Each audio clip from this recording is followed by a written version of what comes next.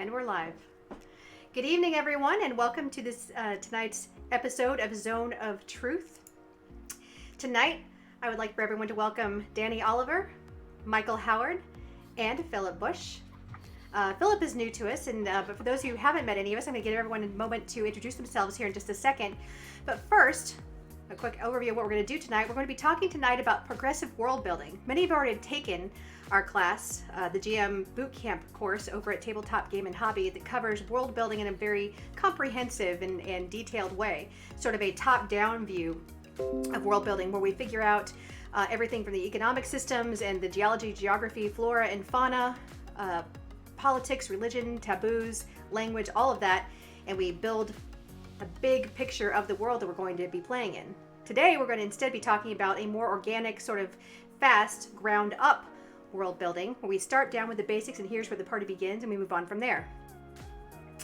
Don't forget to follow us here on Twitch, and in addition, if you could go find us on our YouTube channel, that would be really great. You can look at all the past episodes and see what we've talked about before.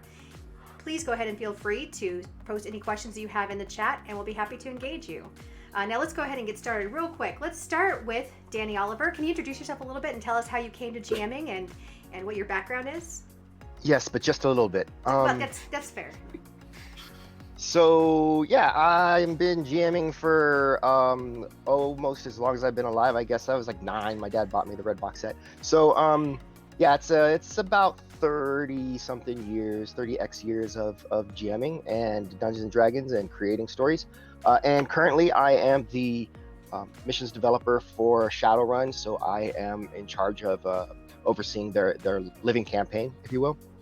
And also, I am the content manager for Rem Alternist, which is a online media games tabletop company.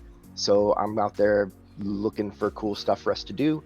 And also, I am about a month and a half away from my Kickstarter for my graphic series, the first issue of my graphic series, which we are 4 pages away from illustrating the first book. And I'm really excited about that. So yeah, that's what I do. So when you say that you are about 4 days away, is it you're 4 days away from delivering on the Kickstarter, or you're 4 days from launching the Kickstarter? 4 pages away from finishing the illustration of the book. And we are in the planning process of the Kickstarter now. Okay, so you're getting ready to launch the Kickstarter. The Kickstarter will probably be in February because we don't want to do it over Christmas. No, that's exciting. Okay, I didn't know that you were that close to it. That's awesome. All right. Yep, and Michael Howard, would you like to tell us a little bit about yourself? Absolutely. I'm Michael Howard. I'm in my 40th year of role-playing. I think that qualifies me for at least beginner level. I've run games since I was about 12 years old, including Dungeons & Dragons, Shadowrun, Call of Cthulhu, Warhammer, Fantasy Roleplay, Fading Suns, and Tales from the Loop. So I try to cover a lot of different genres, just whatever game I'm interested in running. I've been running games for different tournaments and also just for friends and for family. And just enjoy running games for people and telling a story with them for fun. Awesome. And Phillip, would you like to introduce yourself as well? Yes, my name is Phillip Bush. Been a GM since about 1990. Mainly Dungeons & Dragons, but I have dabbled in World of Darkness, as well as Shadowrun. So that's predominantly where I am, and I'm not very fancy, so that's about the extent of it. Not very fancy. Okay. And I am Laura Crosston, and I am the newest GM amongst the folks here. I've been gaming since I was 7 years old, when my dad handed me my first set of dice out of the red box. But I've only been a GM for about the last 5 years. I'd like to think that a lot of learning has been packed into a very short period of time with the chuckleheads that I play with, which I say lovingly. But yeah, I come to this first as a storyteller, and I've been doing writing and storytelling for much longer than that, for most of my life, as most of these people, or these other GMs have alluded to. So, all right, let's go ahead and get started on our topic here tonight. And Danny, I'm going to direct this first question at you, since this was originally your idea, and I think a really great one. So let's go ahead and start with the first question, and everybody else will be able to jump in too, but initially to Danny, what does it mean to build a world from the bottom up? Well, I'm glad you are stopping on me first, because I had to say something before we got into it really, and that is, liar, Phillip Bush. Look behind him. Do you see those shelves? all those shelves with miniatures on them? Do you see all those lanyards? Those convention lanyards? He's the leader in the community down here of getting the digital tabletop, a crazy game. This guy, nothing fancy. He knows what he wants out of life. You know what? And it's D&D. I wasn't gonna jump in on this because I don't know you very well, Philip. But I gotta be honest, I'm with Danny. If the whole not fancy town claim, that does seem to go out the window with the swag behind you. So I'm with Danny on this. I think. Any response from you, Philip? Are you good with being fancy man gamer or? I am okay with being fancy this evening. Now, would you like to answer the actual question at hand, Danny? Or would you like do you have opinions on the rest of us you'd like to share, right. or just go ahead? Right. Okay. Okay. Your room is pretty fancy too. So ground up. So we think about world building. We think about the various worlds we probably played in. You know, Forgotten Realms, Krynn for Dragonlance, the world of Greyhawk, right? And a lot of times when we want to run a game, we want to know what we're getting into, and so we're gonna either choose a world that we know about, or we're going to sort of build a world. And a lot of times, what can really happen is you get bogged down in all the details, that it can become overwhelming, and it can really stifle that creativity. So doing a bottom-up world building is just that. You don't have anything made yet. You just, maybe you have a dungeon that you want to run, just a single dungeon. Dungeon Crawl Classics, that was the name I was trying to remember last week. They have a series of what they call funnel adventures, where you play, everyone rolls up about 4 or 5 villagers with sticks, and you basically run through a meat grinder, and whoever's left alive at the end becomes the party, right? And the way those are built is then you can run like a level 1 adventure, and it just kind of modularly builds your world out as you go.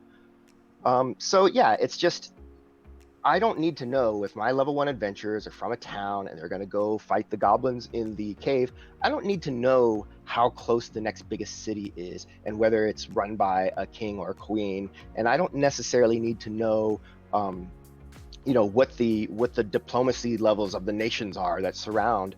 And I don't need to know any geography outside of right there, village, local environs, and a map of the dungeon. So it's real simple. And then you can, you just couple of deities maybe, that's just the ones that are important for the village, so they have a little bit of baseline, and then off they go to kill goblins and play Dungeons and Dragons right now. Let's just play it.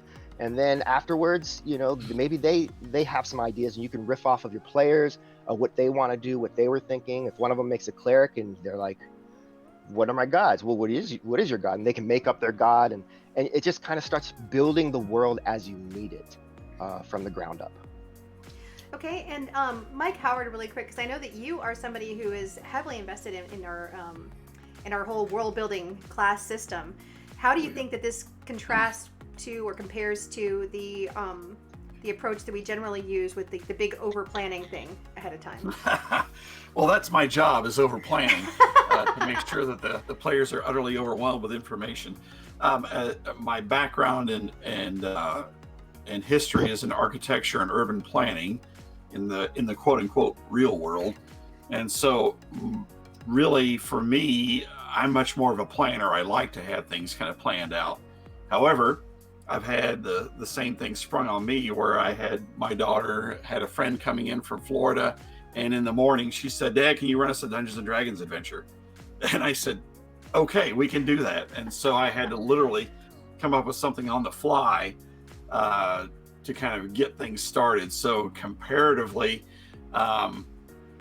if you can, as Danny was saying, kind of start with a set or a set piece that you're working in, or one specific module, and then build it out from there, you can do that. And I've actually taken that adventure that I came up with that day from my daughter and her friend, and I've actually begun running that online for people in St. Louis, for instance. So you can do all these things, and the idea of having the planning in place is good, but you can also have a lot of fun just kind of running something on the fly. It can really be a lot of fun to do that, because you don't get bogged down, like you said, in the details of things. You just focus on having fun. Okay, and Philip, where do you fall on the spectrum, would you say, of whether you are in writing terms, we call it a seat of the pants writer, right? Where it's sort of, I don't really have a full plan for my story, but let's go. And then, this sort of ground up world building, and nope, I want to know what kind of currency they use in every single province of my world on the planet, right? So where are you on that spectrum, would you say, when you run your games and when you develop your settings?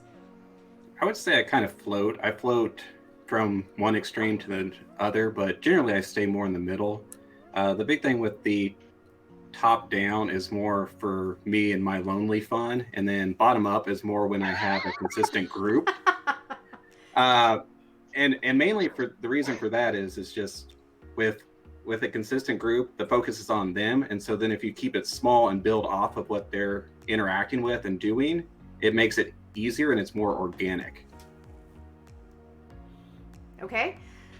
So speaking of the word organic and kind of talking about this and how you see yourself as in the middle of the spectrum, so what would you say is different when it comes to your role as a GM? You also specifically mentioned your lonely fun versus the other sort of consistent group fun. What would you say is like the big difference for you personally between planning out and then sort of letting things happen and playing module by module?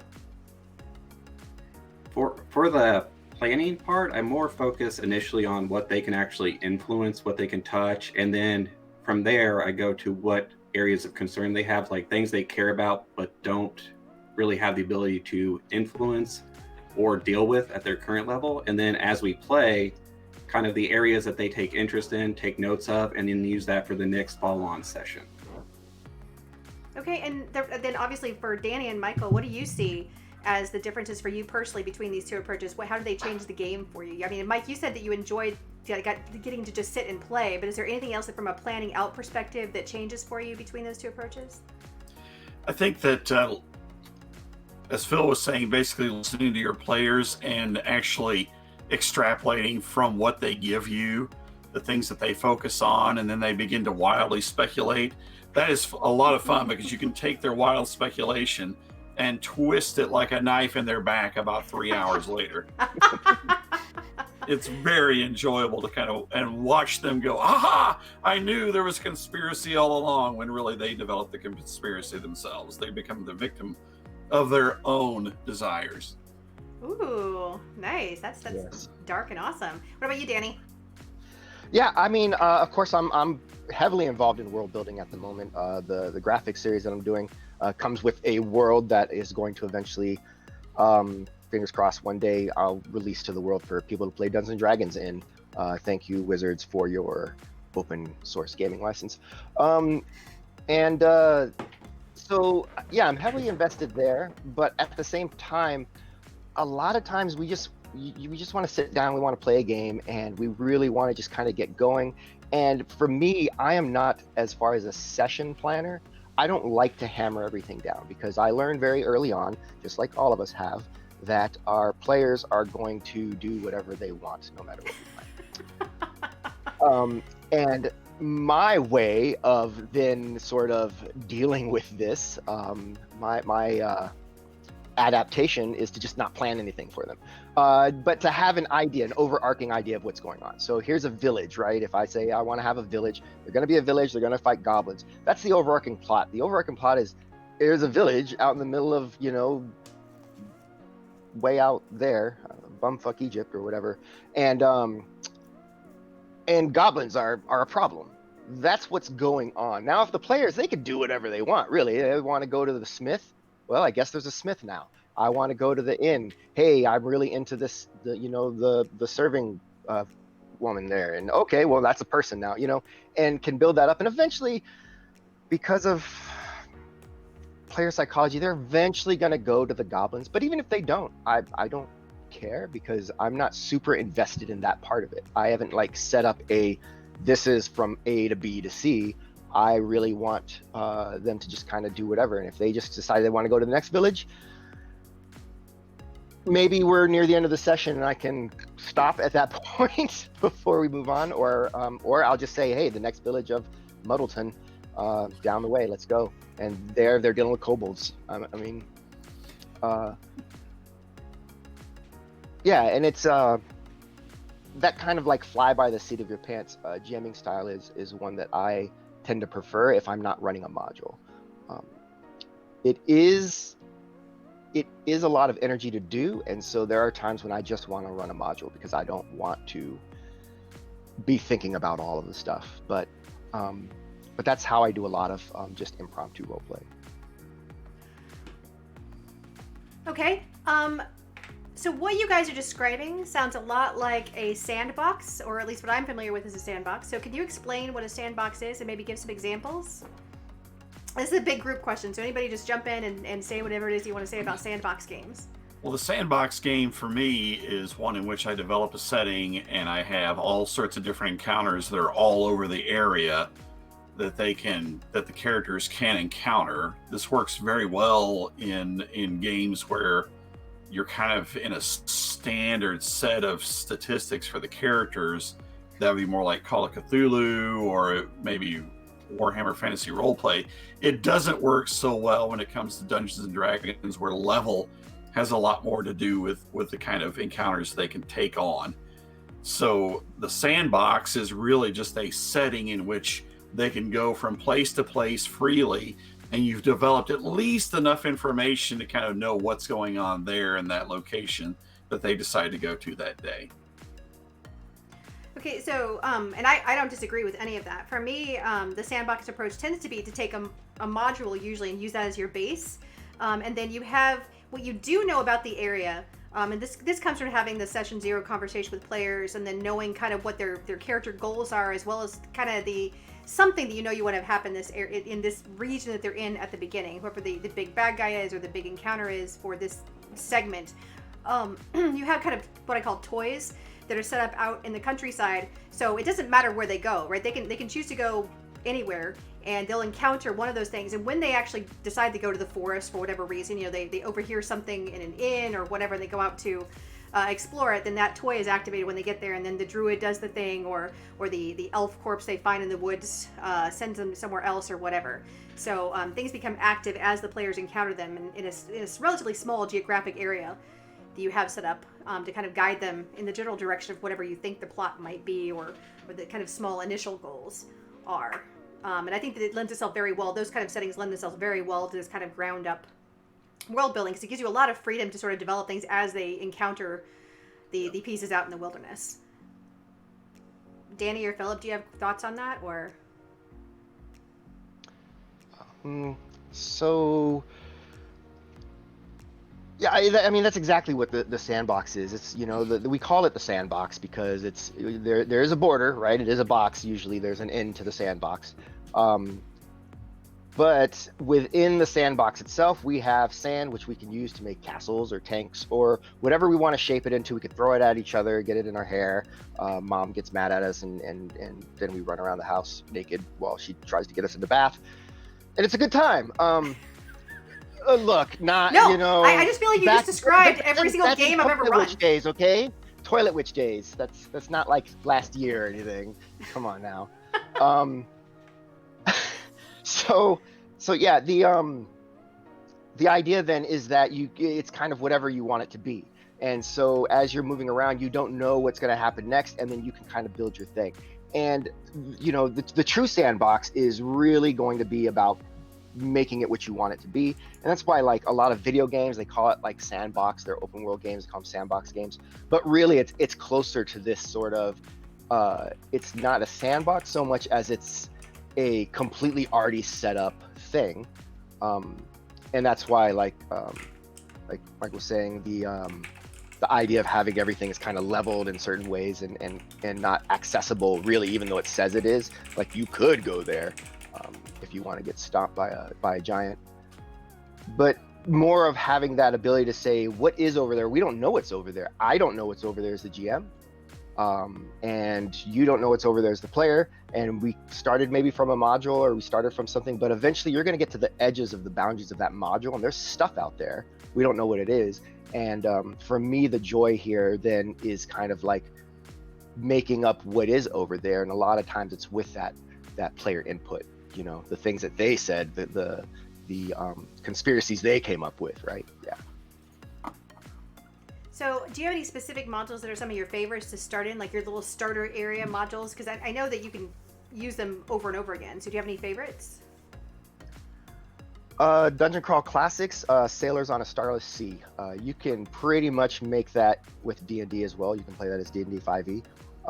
But there's a keep on the top of the hill. You're villagers. The keep it's cursed and been empty for as long as anyone remembers.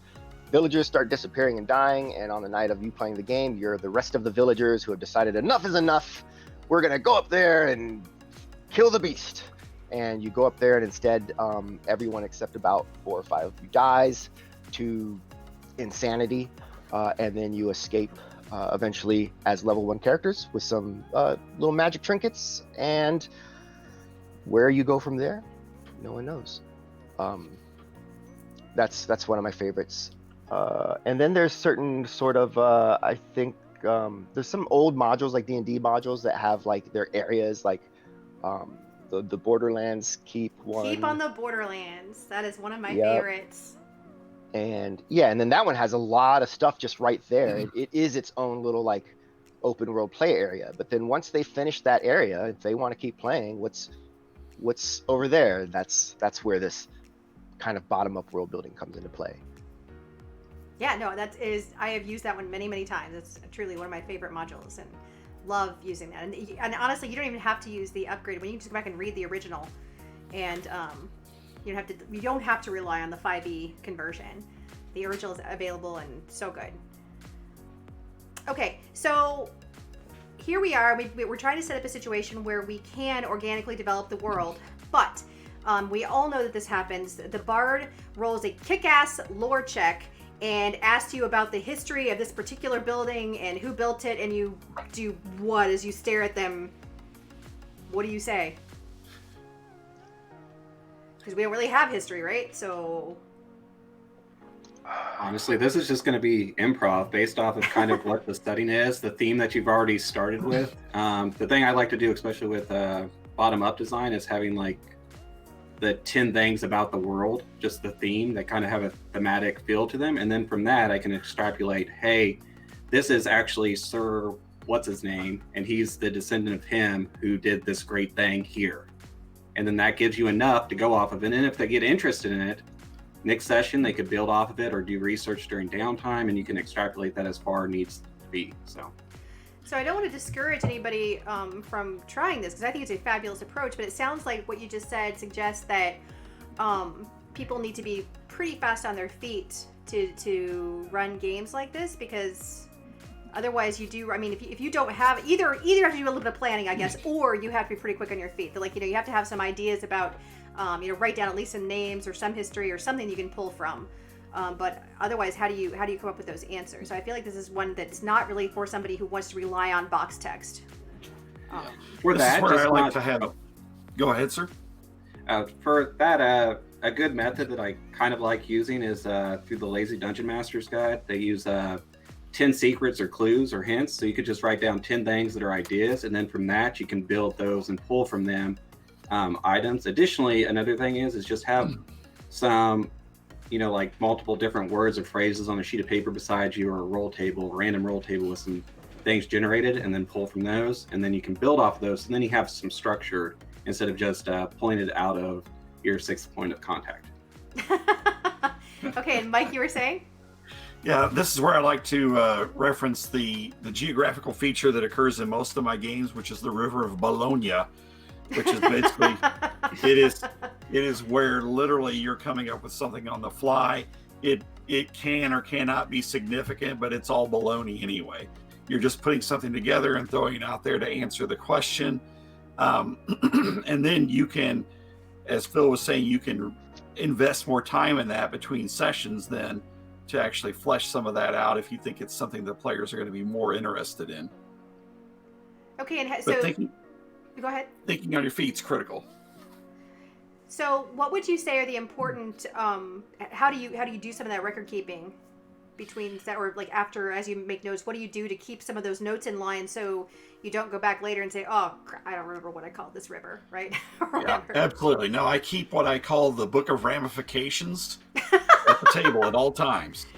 The Book of Ramifications is a two-way book. It has ramifications for me as the game master, in which I know that I need to kind of make note of these things and fill them out further. And then it also has ramifications for the players, because when they really mess something up, I love to I use a different colored ink in the book, and I write down the ramification of what they just did. And that way, between sessions, I can kind of extrapolate and realize, okay, they just made enemies with this person and this person and this person. Oh, and this entire cult now will be on the lookout for them. Did he just pick up the purple pen? See, yeah, I'm wondering that, because I don't use multiple colored pens, but I do have. I write the word consequences, and then whatever happened. That's in my notes. That's why it was consequences dash idiot thing, right? That's. You need one of those big pens with the 10 colors in it, Yeah. so that they don't really know. Yeah. But you should make a show of your picking it pen up screen? and click, so they can't see what color it was, but they know something Yeah. changed. Nothing changed. So I mean, kind of as far as record keeping goes in that, you know, when the bard says, what was the name of that river again? Did you write it down? No. It was the river of tomato. No, I think it was something to do with sandwich meat. No, it was tomato. That's what it was. You didn't write it down, right? Yeah, so that's what it is. More seriously, random tables, like PJ said, Phillip said, you have, and you can set these up for yourself too. Like there's fantasy name generators. You just go on the internet, fantasy name generators, 25 female names. Boop. There's your list of female names, 25 male names. There's your list of male names. And now when someone wants to know, hey, what's this guy's name? It's this, you know, and you can have that and just kind of cross them off as you use them. Make sure the bard writes it down, or else the names are going to change. And you just kind of keep going that way. And then you just, for geographical features, just kind of keep in mind some of the rules of geographical features, which is things are named after what they are. Like that's how we name stuff. And the reason we don't hear that in other languages is because we don't know what the word for river is in that language, but pretty much it's something river, right? And, you know, so like Mississippi River is the river that exits into the ocean in Mississippi. So we call it the Mississippi River. That's where names come from. So towns are going to be named after people. So if there's a town and they want, what's the name of this town? Go to your list of names and put ton at the end of it, or ville at the end of it, you know? And you can kind of do this with a lot of things. And there's certain sort of tools and ideas and things that you just kind of know about how we do this. Some of it comes with experience, and some of it is provided as random charts in various books that you can just use, and those will help you, and eventually you get better at it and you get faster at it. Okay, and Phillip, do you have anything to add to that?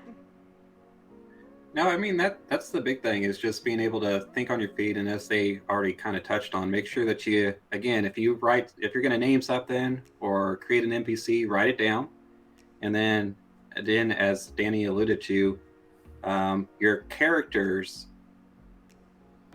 memory is imperfect, and you can represent this by them not remembering to write it down on their end on why that NPC's name is not Bob. It was actually Vincent, and he's the Count, but I'm going to call him Bob, and then it's going to be bad.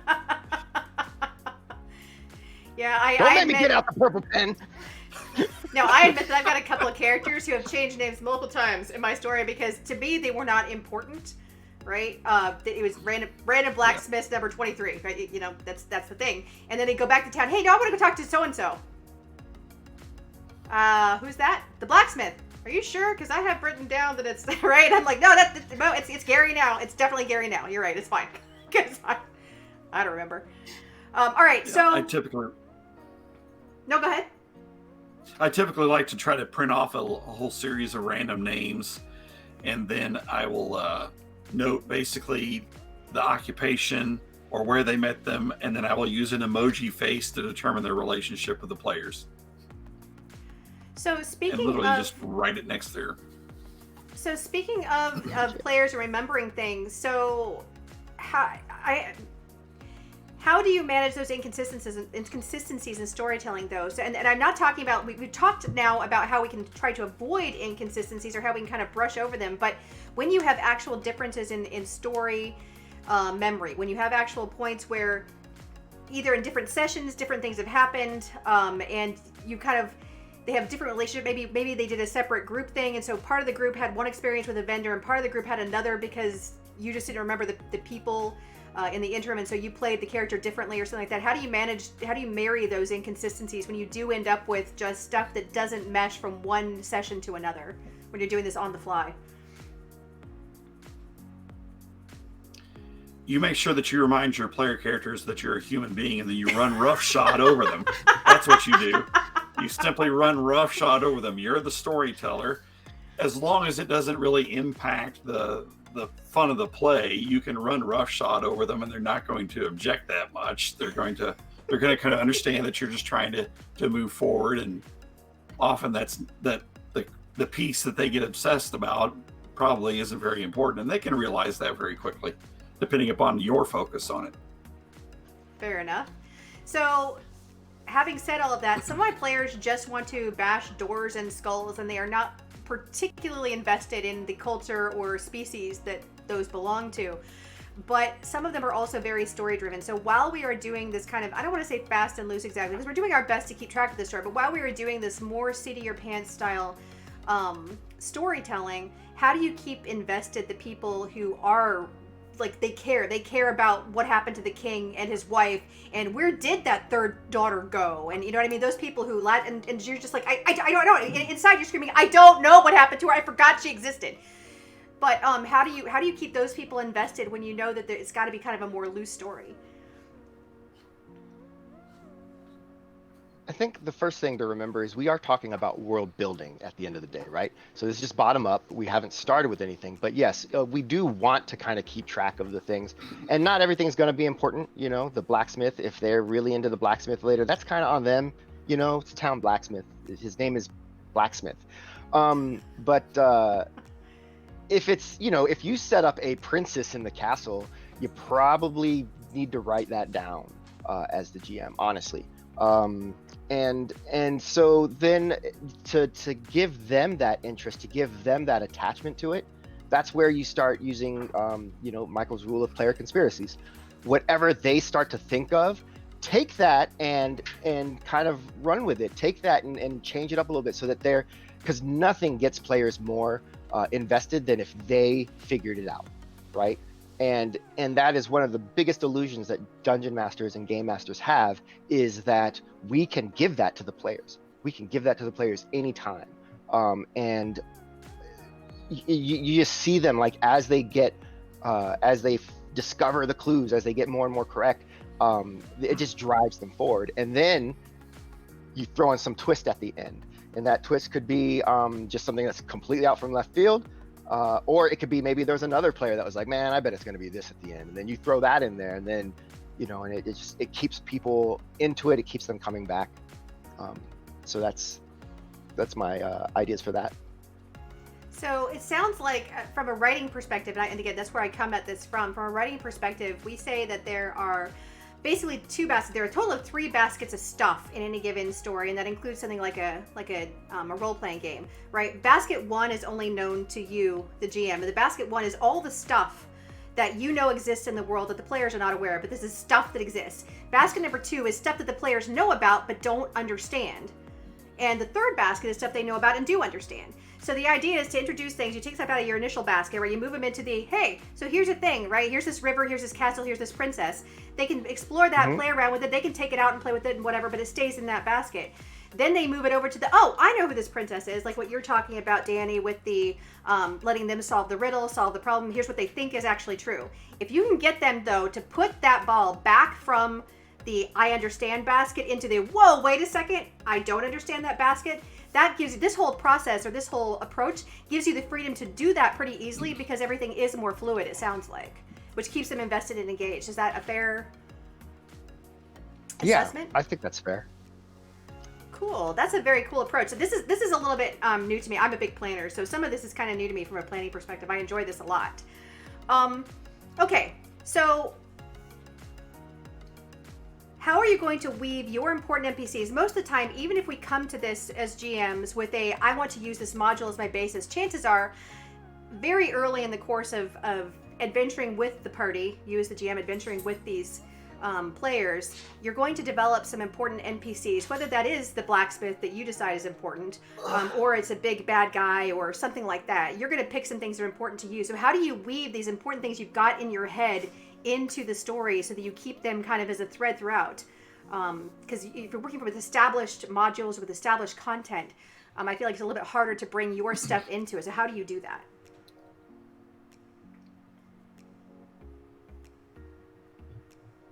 Are there any particular techniques you could recommend for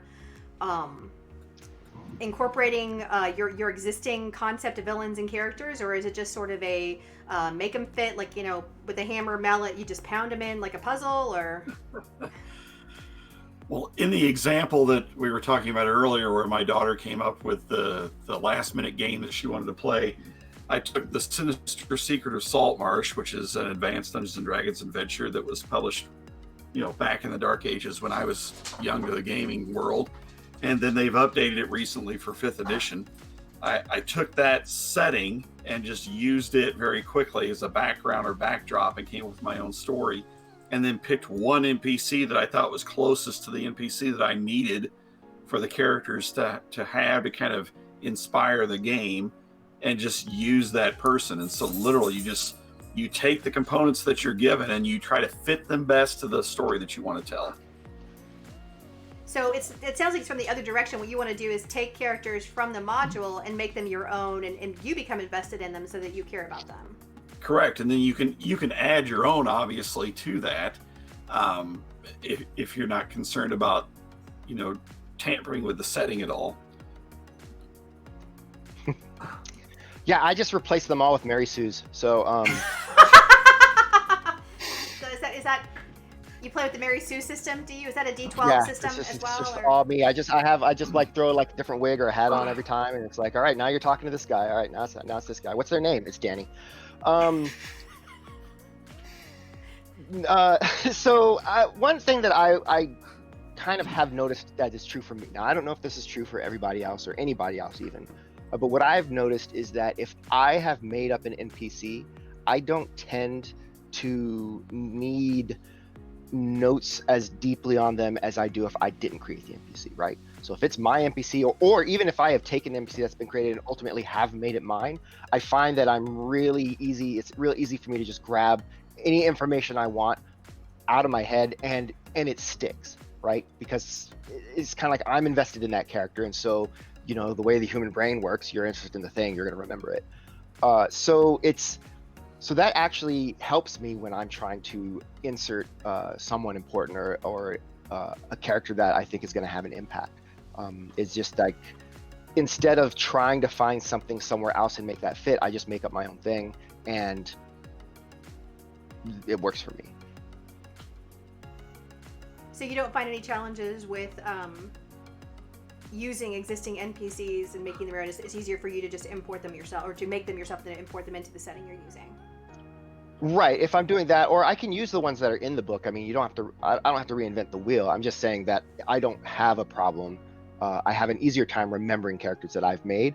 Whereas if I'm using the module and it's, you know, Tondar Waswash, the whatever guy that's you know, that they have to go talk to so they can get some mules, and then turns out he got robbed or whatever. Like, I keep having to refer back to him when I want to, you know, figure out, okay, what's going on with this, or even their names, like character names. You know, I'm running a Descent into Avernus right now for some friends, and I keep having to go back to the section of the Elfsong Tavern, because what's the name of this?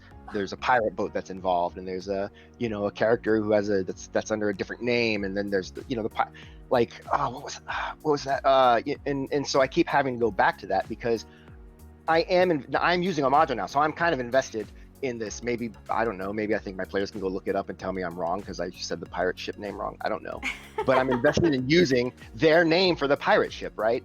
And there's no reason for that other than just where our brains are kind of working. But yeah, so that's an issue I have in running modules that I just don't have if I make it up myself. Okay, so speaking of different modules, you just mentioned pirate ships. I know that I think all of us here have played D&D and run D&D. Many of us have also run some other systems. But I think that D&D, especially with 5th edition, you run into a little bit of a situation where you can't find exactly the story that you want to tell, exactly the adventure in D&D, whether for various reasons or any number of reasons why that might be true. So how do you handle it when you say, all right, I really love this module or this story, but it's not from the same setting, heck, it's not even from the same system. Is it okay to lift things from one system to another? And how do you do that? How do you do that conversion to go from like a Call of Cthulhu or a Shadowrun mission and bring that into something like D&D? Brazenly and with no shame. Absolutely right. Awesome. No, I love that answer. Still everything. Yeah. You are not making up anything new. You just aren't. The best you can hope for is to come up with new ways to combine things that have already been thought of. Or at least make them interesting enough that people forget that they already have seen this story 100 times. So still. And when we're talking about games that you're running at home, there is no lawyers that are going to come and give you a cease and desist. It's just not. That is also absolutely true. So Phillip, what are some of your favorite things that you've lifted from other places for your games? Pretty much anything. So like, for instance, in one of the world we're playing in right now on my Friday game, I pretty much took Athos, the world of Athos, minimized it, and put it in my desert area to the south. So, I mean, it's pretty much anything. If there's something that you like you're saying from a module, you like this component, this location, this NPC, grab them, figure out how they fit in what you already have, and put them there. Or if you can't do it very closely, maybe 3 adventures from now, over that mountain, there's that desert that you're looking for. So it's very easy, I mean, to rip from other RPGs, from movies, from books, anything you like, just grab it, mold it a little bit differently, reskin it, and then drop it in your world. So, Michael, I follow a lot of different RPG and GMing groups in various locations online. And I see this question repeated, the same one question we're talking about right now. And people seem confused and hesitant when they'll say, okay, I want a module that does this. And I'll say, oh my God, use Bad Night at Three Feathers. Or whatever, that's a Warhammer Fantasy, and I get this response that's, wait, but that's not the same system. Like, yeah, but still, right? I think how do you help people understand how to bring things in from other game systems? And it's okay but I think people are confused because they're not sure really how to bring in like the right monsters and how to do that kind of conversion. I think they get hung up on the details. So what is some of your recommendation for how to handle that? Absolutely. What you're talking about is 2 different things. You're talking about storytelling and you're talking about stats, right? So when it comes to storytelling, that should be easy. If you're a game master, you're trying to tell a story, you can lift that story directly out of another system and simply place the story there. How do you deal with the stat blocks is the other issue. The stat blocks are kind of understanding, number 1, what your players are capable of handling. Number 2, what the enemies or what the challenges are going to be for the players that you're lifting into from the other setting and placing here. So, again, playing fast and loose with things is just fine as long as you're telling the story well and you're having fun with it. Matching up the challenges is usually the larger concern. Like I said earlier, when it comes to games where level is not important, like Call of Cthulhu, that gets pretty easy generally because you can kind of know to run. The problem with most role-playing games, especially for people who play a heroic role-playing game like Dungeons and Dragons, is they don't know the meaning of the word run. There used to be the character class called the Cavalier, and we used to say that it's not just a car, it's an attitude. You can really, you can have players. I took a good friend of ours that plays various Dungeons and Dragons games, and I ran him through his first Call of Cthulhu adventure, and he did not understand when he died. He simply did not grasp it. He continued to say, no, I know I'm buried up to my neck in this mud and these cultists are all around me, but surely I'm able to pull my arm out and draw my weapon. And the answer is no, you're encased in mud. And he simply didn't quite get it. And everybody else at the table kept looking at him and saying, no, you really can't do that. So it really is much more about Poor Brett. That's all I can say. Oh, In that any was case, Brett? oh yeah, it was Brett. So in any case, it really is easy to do. Just try to remember that you're there to facilitate the fun. And if you get an encounter that's way overkill for the players, and the players don't know the word run, you're setting them up to fail. And you don't want that as the game master. No game master wants his players to fail most often, unless there's turnip-based economies involved. You really don't want them to fail. Yeah. You still owe me 2 turnips, sir. So. Absolutely. You might not. There's turnip interest due. Usury with turnips is very, very, very problematic. That's not to say that you're gonna be super upset if they fail sometimes. No. You just don't want them to fail.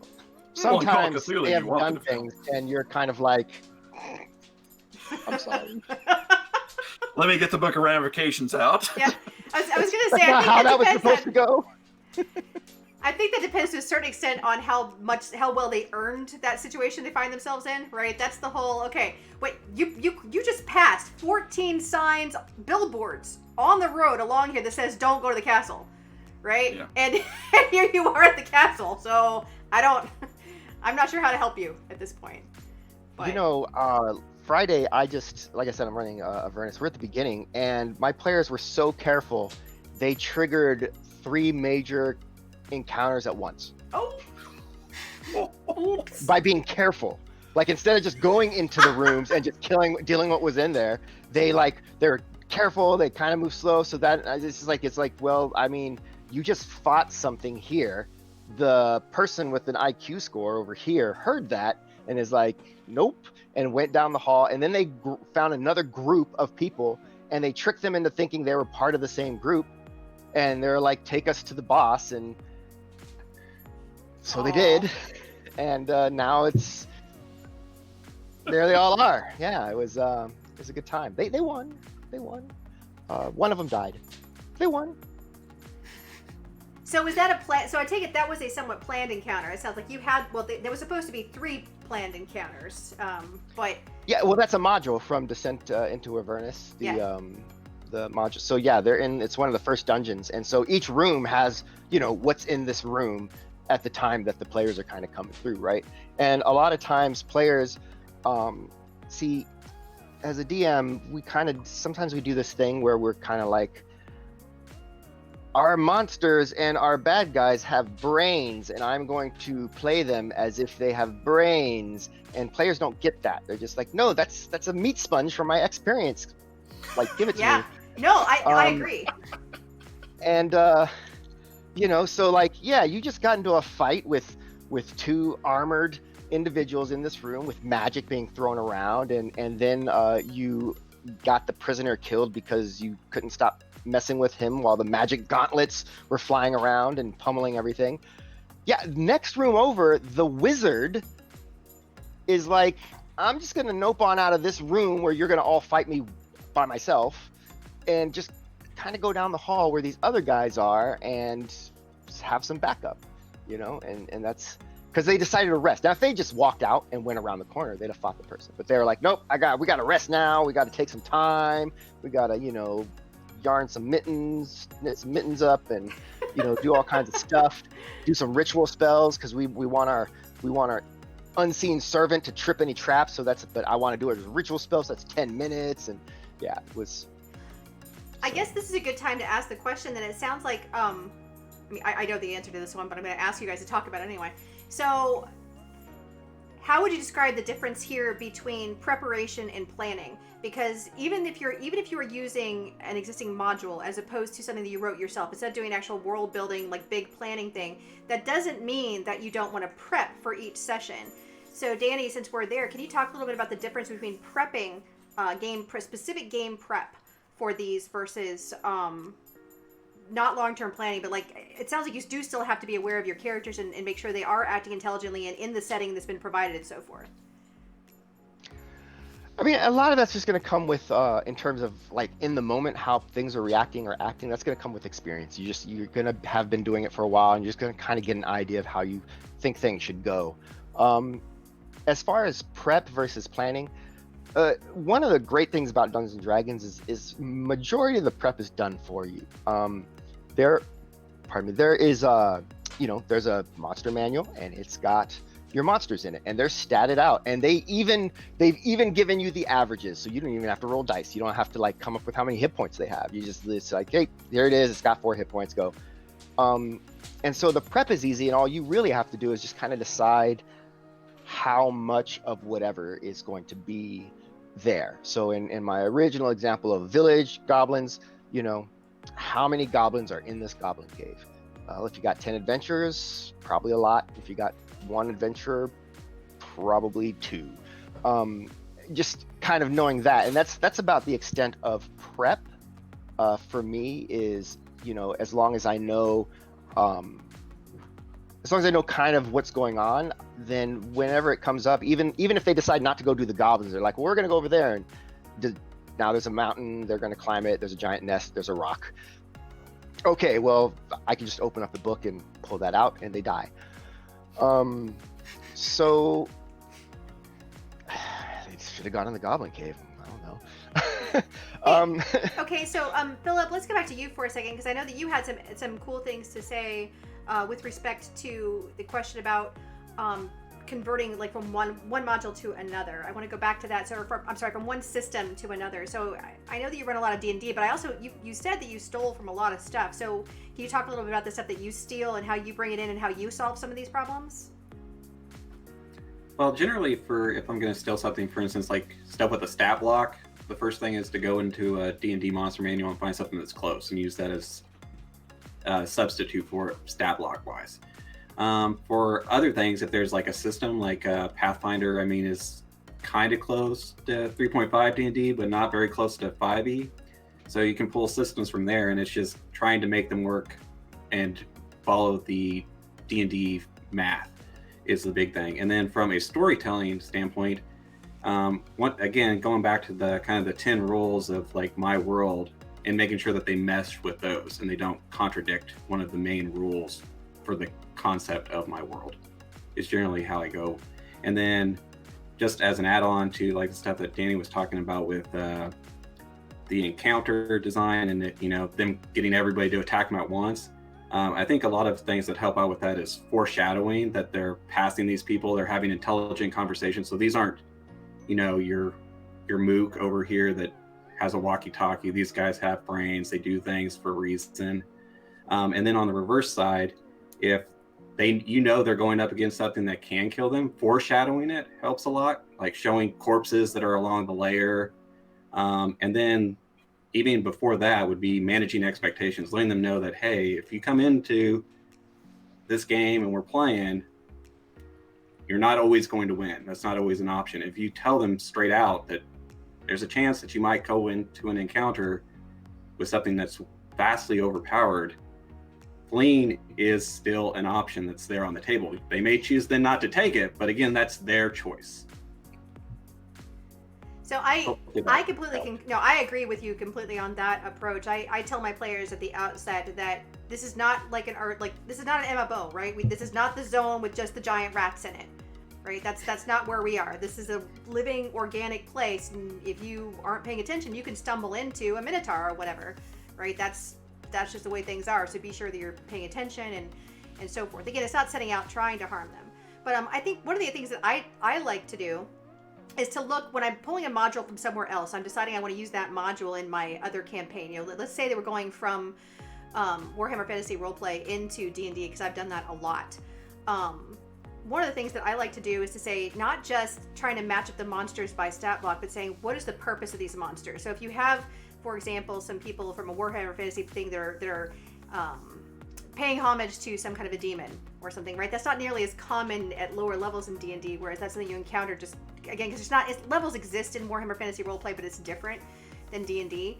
And so what is the purpose of that? Is the purpose there to deal with cultists and some kind of a summoned entity? And at that point you go, okay, that's the purpose, is that there is an active group of people trying to do a bad thing. So then you can just pull that, and at that point it's easier to find, I think, matching it than trying to say, I need a demon who's low level, than to say, all right, the purpose of this is some kind of a summoned thing, and then figuring out a way to make that work purpose-wise in D&D versus trying to match one-for-one correlation, monster to monster. Is that something you guys have done? With that. With that, I was thinking, and this kind of expounds a little bit on it, is more so that you're going to the D&D stat block for something more CR relevant, and then of course everything else you could add on to there. For instance, your example with the cultists, it would be very easy to go to a goblin stat block and then say these are cultists. Right. Exactly. That's exactly what I meant. Yeah. Was the purpose here is I want a group of people doing a collective thing, and they need to be proper to that. So you can make them cultists and just use the players never have to know that they're goblins, right? You put them in a robe. Who cares? Yep. You know, robes and torches. That's all we need. We're done. But I think that the important thing there, like I said, is the getting the idea and the actual story across. And again, I will also say that my players on multiple occasions have gone through adventures that were pulled right off of an episode of Leverage or something, right? I mean, that's the other thing. So I would mention, do you guys pull from sources that are not game sources as well? Yes. That's an actual yes. question. For an easy one is The Mandalorian. That is a D&D campaign. Oh, beautiful. That is Hard like, left. hey, go from here to that location and do a thing. No, That's they D&D. sent him on fetch and carry quests. Absolutely. I mean, that's Correct, right. and it worked, and people are hooked. Yeah. What about you, Danny? What are your favorite non-module things to pull from? This is a really nice MacGuffin. I mean, I like to pull from all over the place. When like I get ideas, just from everything that I watch. I see how characters develop, and I like a way a certain character develops, and then I'll maybe bring that aspects of that character in as an NPC. I will see. I'll like there's an action movie and I really like the idea of what this bad guy is trying to accomplish, and so that kind of comes in there as well. I'll watch a music video and see how the artist how their persona is portrayed, and that attitude and everything suddenly becomes like an attitude that's in one of the NPCs that I'm going to be running in the game. You pull inspiration wherever you can. And then as far as fitting it into stat blocks, it's exactly as you and Phillip said. You have the idea that you want. That's the storytelling. But it's a game, so there's stats. But stats are just numbers. And, cultists, turns out they're just two goblins in a cloak. That's, or you could, you get a minotaur and then you slap, you shave off the horns and you slap, fiend on it instead of monstrosity or whatever, or giant, and then you give it, you swap out a couple of its abilities with abilities some other demon has, and then boom, it's done. You've got a brand new monster that that your players are going to hate you for because they don't know what it is and can't find it in the book until you show them it was just a minotaur, and they feel stupid, and that's what they get. I love players. I like to. I put out this persona of like, let's but really. It's just observations over the years of just kind of the things that happen. Oh yeah, no, I think that also adds to replayability, right? You can absolutely use the same module over and over again, and your players won't necessarily know that that's what happened if you reskin the monsters and you change the setting a little bit, you tweak and move and pinch and tuck, and you can use a setting over and over again if you've got something that works. There's no reason not to use a segment or a scene or whatever over and over again, right? Honestly, I've got a scene that I've used probably 6-12 times. Just tweaking it, changing it, shifting it, changing the direction of the camera angle, and because it's one I know well and I know how it's going to work, so it's easy for me to just, all right, we thought the game was going to get canceled, so I didn't do my prep work, and then, we're going to have a game. Ah, crap. All right, well, hang on. Let me dust this off, because this one I know, right? And you can absolutely do that. And also, it's good for the players who have played a lot, your rules lawyer players and your players who are very familiar, who have every single monster manual ever committed to memory.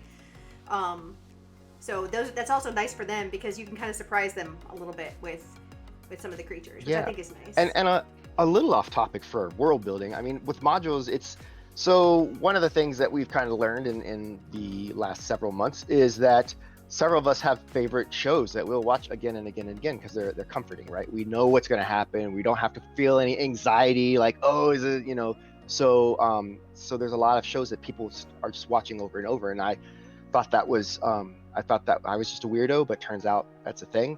And it's kind of the same with modules. Like, I used to kind of have this thing in my head where I was like, why would I play that again? I know that story. But the reality, especially in Dungeons & Dragons, you don't know that story, because you know that story as it played out in iteration with those characters who had these personalities and did these things. Whereas, you know, if you play it again, you could make a totally different character with a totally different group of people who are going to make totally different decisions, and it's going to play out way different, and it's actually a lot of fun. So just a little tangenting there, but on that kind of point, you know, like pick up those modules and play them again.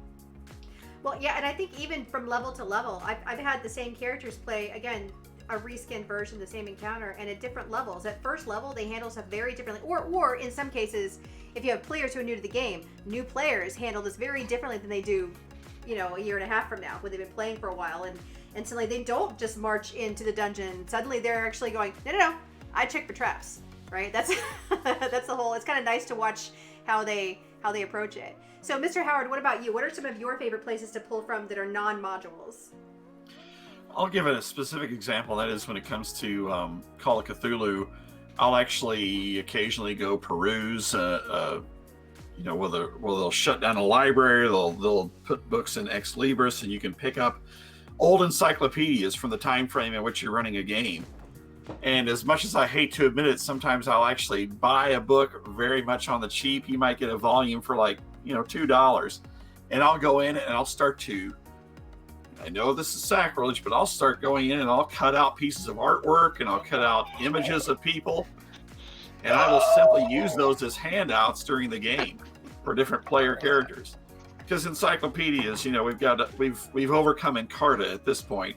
So so the idea of those old encyclopedias, they're interesting, but you get the same kind of color feeling, you know, because they use similar artwork and similar styles, similar photography. And so literally you can get the same kind of imagery of people and places, and it all has sort of the same look to it.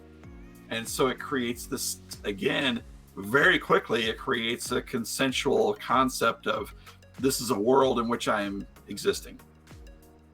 Now, I do like the idea of using props. That's a different probably discussion topic for another time, but props are absolutely key. And I think that though, where it is here in this kind of a situation when we are kind of seat of our pantsing and doing less planning, I love the idea of having props available, because that does give you some of the immersion and some of the history and the feel of being a more organic, lived-in place, right? Even though it is a bit more free form. So I love that idea. And Danny, I know that I saw the cringe on your face when you talked about cutting pages out cutting of a book. I know. But do you You know, this is the digital age, right? You can cut them out of digital versions. Are you sure we're gonna run out of door-to-door sold encyclopedias from 1974? Because I'm generally in your camp about books are sacrosanct, but at the same time, I probably have like 4 copies of the same set of encyclopedias that my mom bought at various points. When he said it was Encarta, I got over it really quick. Actually, oh, okay. I was just thinking he was like getting like, you know, old cheap role-playing games and cutting them up. And oh like, God, no! I don't think any of us would do no. that. No, don't do that to Torg. No, This is a 1920s encyclopedia. Yeah, that's fine. Whatever. Okay. So you get a lot of pictures of NPCs that are actually people from the time frame, and no one knows the difference, of course, because they don't know who those people are. So do you, Danny and Phillip, do you guys use props also to help with immersion with your world building? And if so, how much does that contribute? Is that what you use in some cases to kind of build the idea even in your heads? What do you do for immersion, player immersion like that when you're doing kind of on the fly stuff? I'm gonna leave this one to Phillip because my favorite prop that I ever got was from him, and I'm gonna get a drink while I listen. Phillip, it sounds like there's a good story here. I think maybe, I don't know. I use the props a lot, so hopefully I'm remembering the correct one. In one of my games, I think Danny's character became a baron, and so I wrote up like the decree and put the seal on it for him, so then the party could kind of feel, you know, more immersed in the world, which is kind of another thing that I just did recently. I have a new game that's starting up on Saturday, and I did a letter of marque and reprisal from the local lord and just have it set up so then they're an official adventuring company.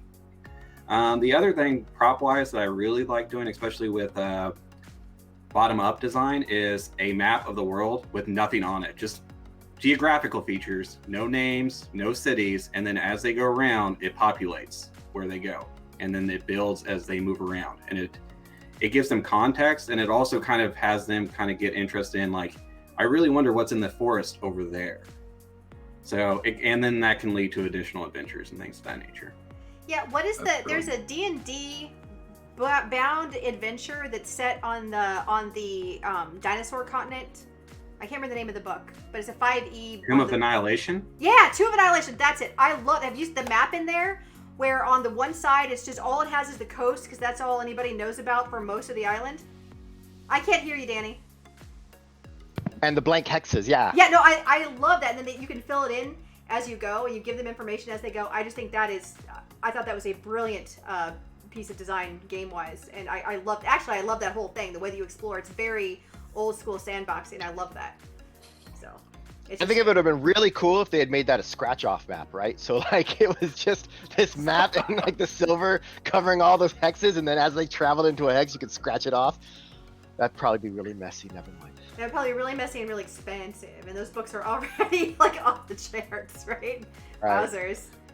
But what about like a paint with water thing or whatever, right? Where you could just, like, brush some water over it and then it revealed. That'd be kind of cool. Or, as I said earlier, it is the digital age, and so you could get the digital copy and then superimpose the other one over, and then you can, like, delete the layers because technology. We've been to the moon, folks. We can do these things. I think that's going to be my new argument for everything. When somebody says something, we've been to the moon. Send the damn text. Quit calling me and faxing me. Right? Yeah. Moon. Jeez. Come on, the future is here. Where's our hoverboards? Come on. Exactly. We don't have flying cars yet, though, so I guess that kind of invalidates the whole the future is now argument, but whatever. Yeah. All right. So, how much written material, so as you, on balance, would you say, how much of your own written material do you incorporate into the games that you build? So if you're using these other sources as your inspiration, you're using those for your stories, how much of your own stuff do you bring in? As a general question, or are we talking about in terms of this sort of building the ground up world building? Building the ground up world building. Like how much, what is the balance, would you say, of the percentage or ratio of existing stuff you're pulling from and stuff that you try to add in? I mean, that's gonna be really just to each individual. I mean, if you wanted to run a chain of Dungeon Crawl Classics adventures, you can, because they're written to go level to level to level to level, and you can just go down a path, and eventually you'll look back at the map and be like, wow, that was really weird. I don't know why you went that way, but you did. Or it could all be your own stuff, and it can all be seat of the pants, every bit of it, 100%. So it's just really up to your style, your ability to retain kind of what you've been working on and what you've been doing, and the adventures you want to run. So, but you said it was a very individual thing, and so you, Danny, what is your average? Would you say? Do you know what your average ratio is of how much individual material you bring? I would say if I'm doing this sort of thing, I would say about 80% or more is stuff that I'm making up as we go, and then the rest is like, I'm really tired today and I can't deal with it, so I'll grab Death House from Strahd or something. I say that one because I think I've played through Death House outside of the Strahd adventure like 4 times, as people have introduced it as just a thing. Hey, there's a house, creepy kids. Oh, yeah, I wonder what's in there. Is that a broom closet? Yeah. It is a broom. Okay, what about you, Mr. Howard? What is your kind of balance that you take when you approach the whole, like, using source material and then incorporating your own stuff? Yeah, I don't use much source material except for like a setting background typically. So, for instance, with a Warhammer game, they mention the city of they mention a city at the end of Blackfire Pass called Grenstadt, and literally I designed Grenstadt. I developed basically a 30 by 42 inch map of the entire city. I used some of the urban planning since I've worked in Europe several times. I basically came up with an entire medieval city design and based the campaign off of that. So literally I try to come up with my own things. For that particular setting, I developed 150 unique NPCs because I knew they were going to be there for a while. So I, as people will tell you, I invest in planning. And so it takes me 6 to 9 months in planning in advance to do these things, but I find that it pays off for me in the end.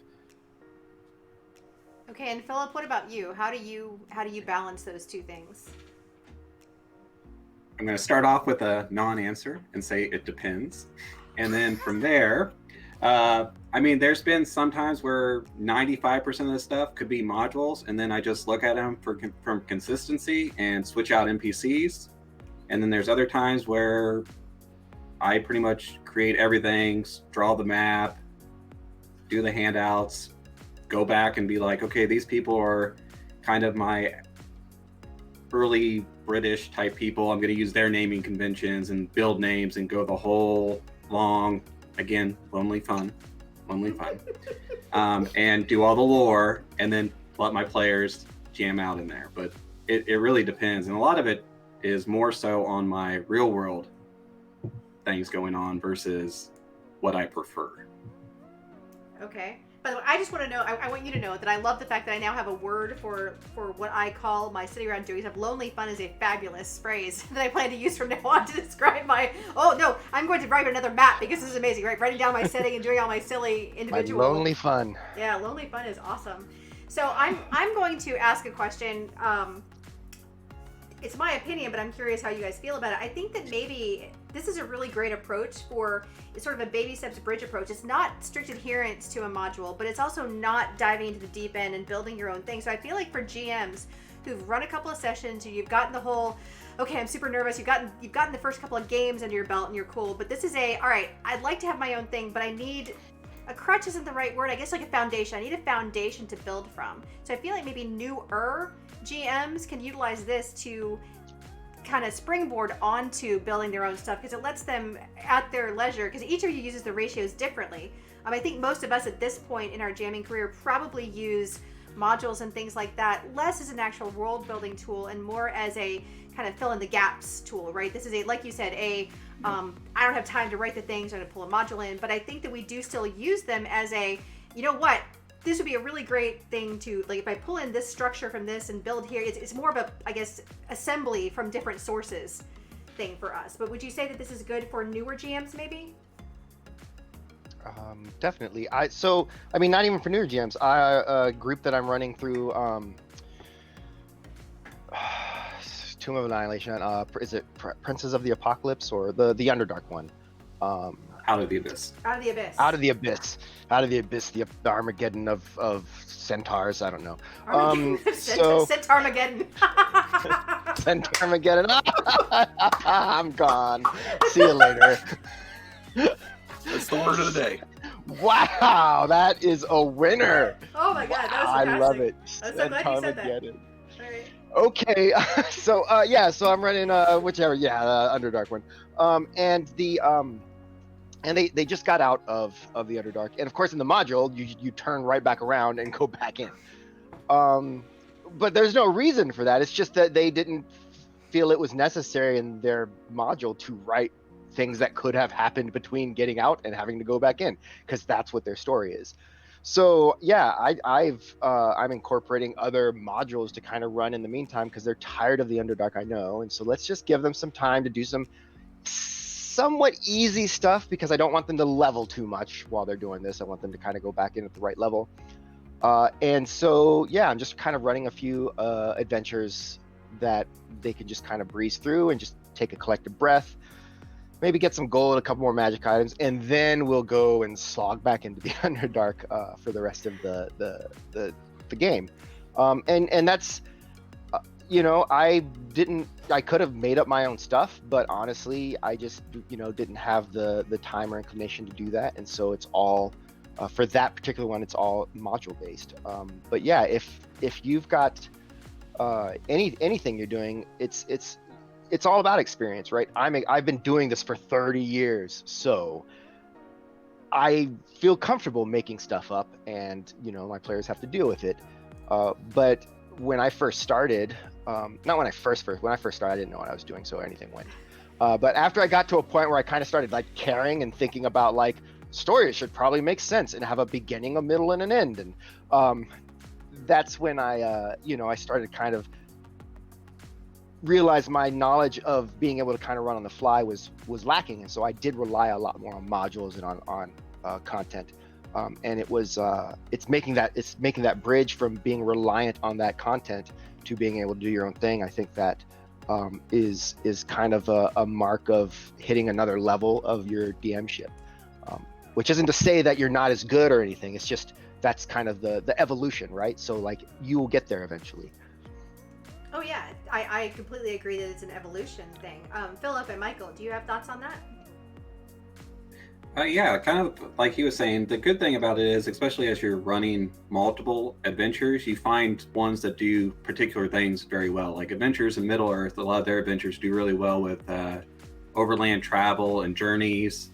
And if you kind of use them as a blueprint, file off the serial numbers, and then follow that format when you're doing your own stuff, congratulations, you just created your own adventure that's overland travel that's up to kind of the par level of one of the Adventure in Middle Earth ones. So definitely can learn a lot of things from them, try a bunch of them. Some of them work better than others, but once you find some that work, get the blueprint off of it and then just replicate. Yeah, I like to do what I refer to as the Adventure Autopsy. You take the adventure and you actually break it down into what it really is, just the components that make it up, and you develop an outline from it. And I've actually worked with a few kind of startup game masters and kind of shown them, I ask them to read the adventure, and then once they're done with that, I sit down and develop the outline. I say, this is how it works. You simply go step by step through all these things. You have these different encounters. You have these clues that are revealed, and you kind of understand, number one, you get to develop storytelling. Number two, pacing. Number three, how to scale an encounter depending upon your players. And those are some of the three most important things to running a successful game. So it's like dissecting a sentence. You got your nouns and your verbs. Well, here you've got your adventure hook, and then the NPCs that you encounter and the locations and things like that. I mean, literally, that's how these things can be built. And you can take an outline once you develop that, and you can literally build a brand new adventure from it. So you take the skeleton and you just put different meat on the bones. Yeah, no, that's exactly what stories are, right? Is that you are taking the basic outline of here's the order of events, and then you're just reskinning things most of the time. So I think, honestly, I think that all of us are very familiar with all this, but I feel like we're being a little bit cavalier in terms of saying, oh yeah, all you do is just pull the scene, put this together. I think we're all just like we're waving our hands and saying a few magic words and boom, adventure. Yeah, we're done. All right. So can you help? Adventure! Centaurmageddon. Yeah, adventure happens. Centaurmageddon. Centaurmageddon happens too, yeah. So my question is, can you give a little bit more detail? Can you kind of walk through the process? Because again, it makes total sense to us, but I want to make sure that we're kind of sharing the magic behind the magic in terms of how do we do this? How do you stitch these scenes together? How do you take these how do you take Keep on the Borderlands plus a Call of Cthulhu scene plus this thing from Warhammer Fantasy and this thing over here from Shadowrun? How do you bring that all together and make a coherent world out of that, what feels like very different components?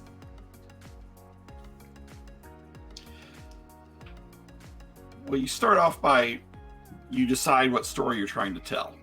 And that story can be as simple as what Danny's been saying about, you've got goblins that are loose near a village and you have to eliminate them. You literally start with a story that you want to tell. What are you trying to get the players to engage with? And what's going to be fun about that for the players? And you begin with that. The story, you develop then your outline of the story. You develop the encounters individually that lead from point A to point B to point C. And sometimes you can have a point F and a point Z in there and let them kind of explore through that. you develop those things, and you kind of also then understand where is the end of the story leading to, what is the final encounter. To break it down into a video game terminology, who is the big boss, and what's that encounter going to be like. In Call of Cthulhu, you do absolutely the opposite. You start with the final encounter and you work your way backwards to the adventure hook. So if I understand, though, in this particular case, we're not talking about, when you say the big bad guy, you don't mean the big bad guy for the campaign. You mean the big bad guy for that part of the adventure, for that, for that intro segment where you are at the farm. It's just the farm and the environs. And so what's the big bad guy for that? And then move out from there. Is that right? Is that kind of what we're talking about? Correct. I mean, if we look at it specifically, Call of Cthulhu is a good example of that. You don't encounter the big bad guy right out of the gate. Well, if you do, it's a very, very short campaign, and that was fun. That 10 minutes was delicious. And you literally have to build up to that. So you start with some incident that happens that introduces you to a sub-minion of the sub-minion, and then you slowly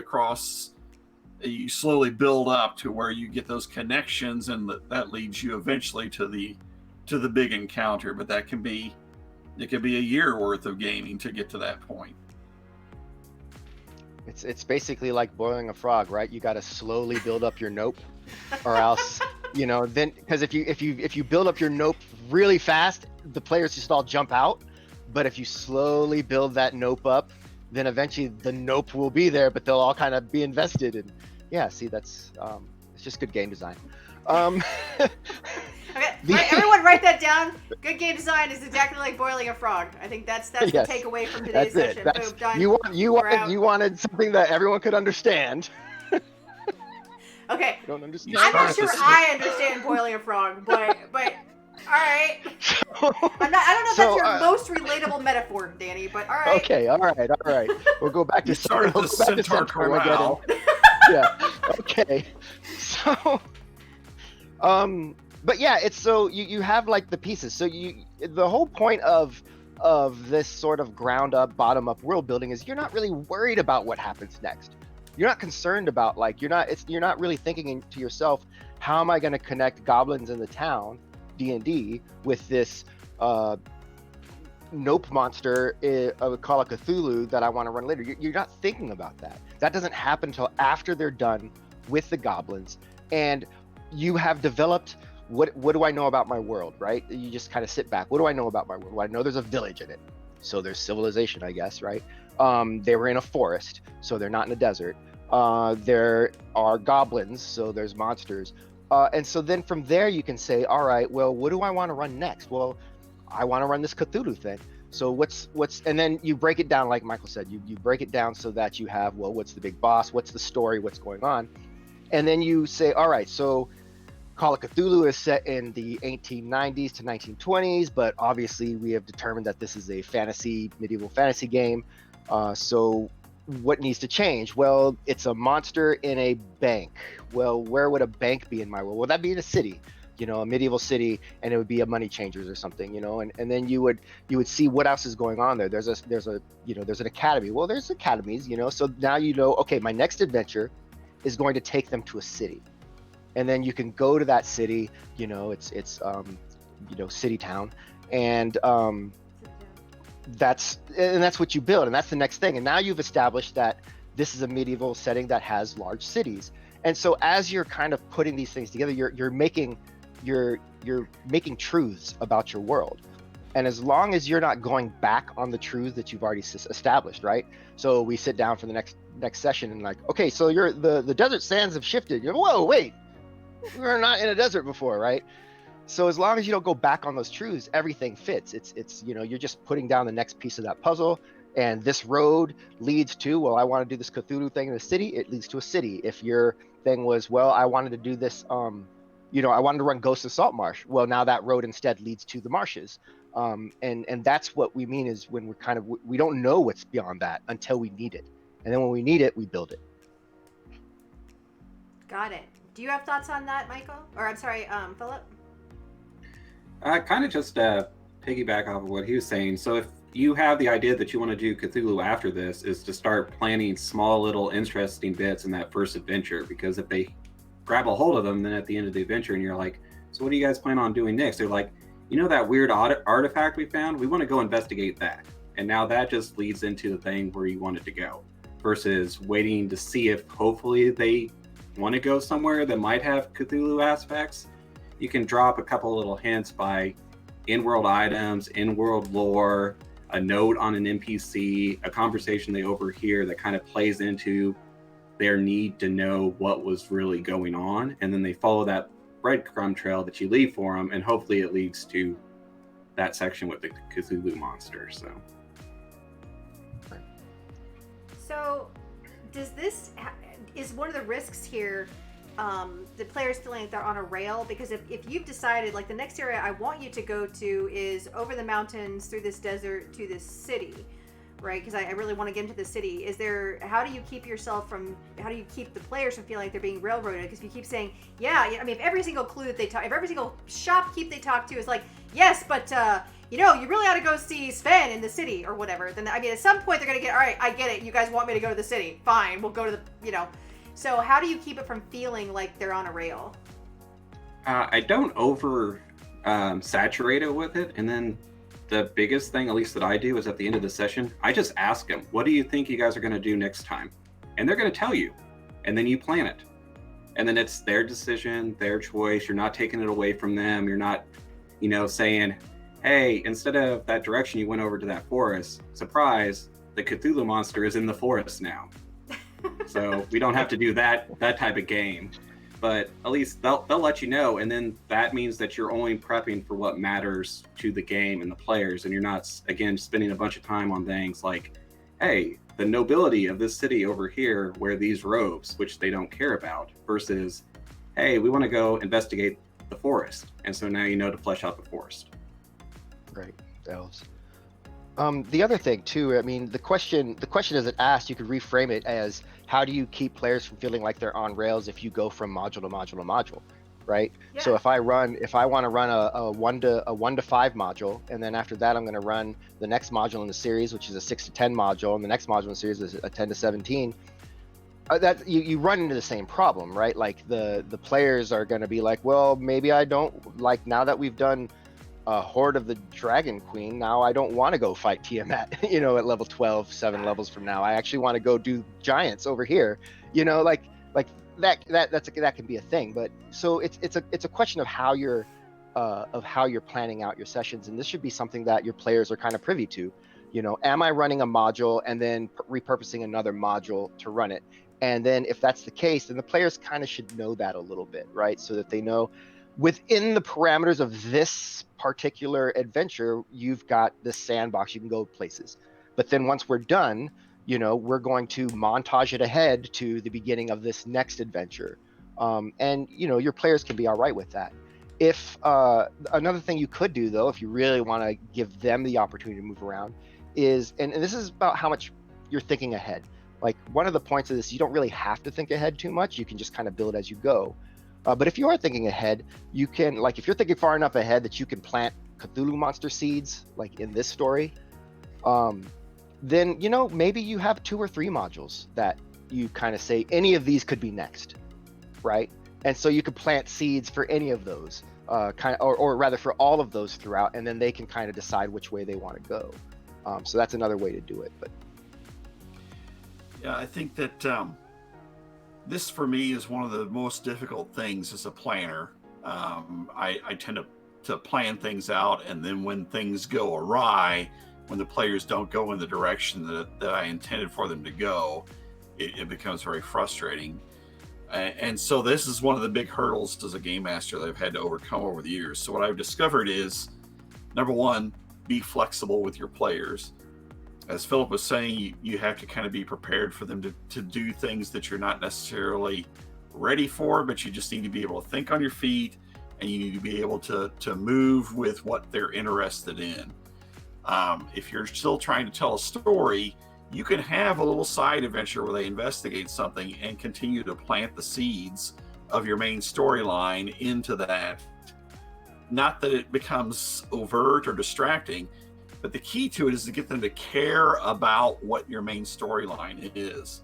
And you do that by having NPCs that are involved that they're interested in, that may, let's say that you want them to go and have this encounter in the Goblin Village, but they're way over here doing something else. Well, they could have an NPC get kidnapped by the goblins, and so they want to go then rescue this NPC they care about from the goblins. If you can get the players to emotionally invest in the pathway that leads to the direction that you want them to go, then they feel like they've made the choice and they don't feel like they're on rails. It's hard. It's very hard to do. You have to think, and as Danny was saying, you have to kind of, if you're running a series of separate adventures, you kind of have to build into that something that connects those together that makes sense. Not like, well, we finished that adventure, now let's go in this other random direction over here, and oh, there's this tomb that I heard about where there's a lich. Yeah, that'd be fun. He's a centaur lich, by the way. Ooh, a centaur lich. That's fantastic. So, speaking of, we've talked a lot about campaigns. We've talked a lot about our own material, but we haven't really talked about sort of purposing those for both. So, how much cannibalizing do you do from other campaigns? Not from modules, but from the original material that you've developed for other games or for other settings, stuff that you've written, like you say, your lone projects, your lonely fun. Lonely fun. Yeah, the lonely Lonely fun. fun. So what do you Trademark. TM. Yeah, TM lonely fun. So Lonely how Mark, much Lonely fun TM. cannibalizing do you do from that to use bits and pieces into your organic world building? Danny? As much as possible. So, I mean, all right. An example is I've got several sort of for Shadowrun. At conventions and stuff. A lot of times we're demoing, and we want to get people in. We want to run them through a quick scenario, and we want to get them out. And so what happens is there's a few different things that I've kind of gone through, and then over time I've just kind of built into this one, and it's a different group of people every time. So I'm just gonna do the same thing every time because I'm comfortable with it. I know it in and out. I can do the voices badly but consistently, and and it works, and everybody has a good time because I'm not like scratching my head going So that same thing kind of goes into any games that I'm playing. A lot of there's stories that I really like that I've kind of developed over time, and if I being in the military, I moved a lot. So if I move to a new place, suddenly there's a bunch of people that I haven't played that with. And it's a variant. It's not the same because I'm still developing, right? But eventually, I will have brought in a lot of different elements, especially NPCs. I have favorite NPCs that I'll bring back in because they're all my favorite because they're all me. And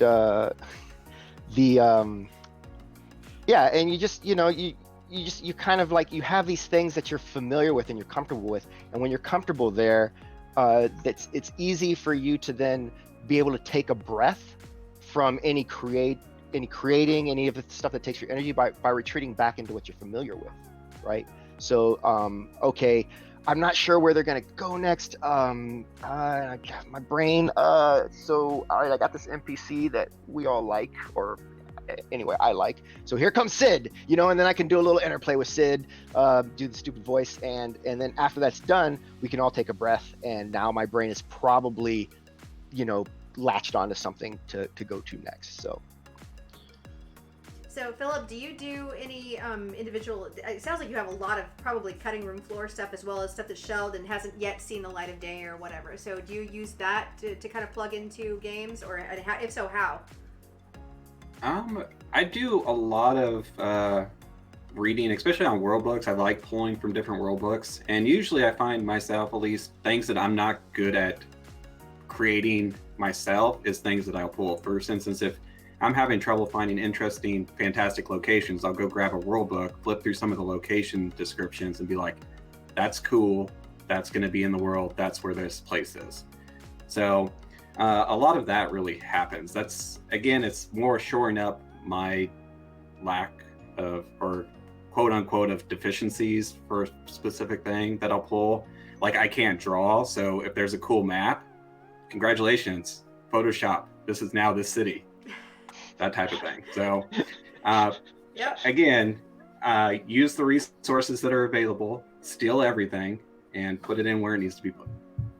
Okay, Michael, I know that you write modules for publication and things like that, as well as your own modules just for the heck of it.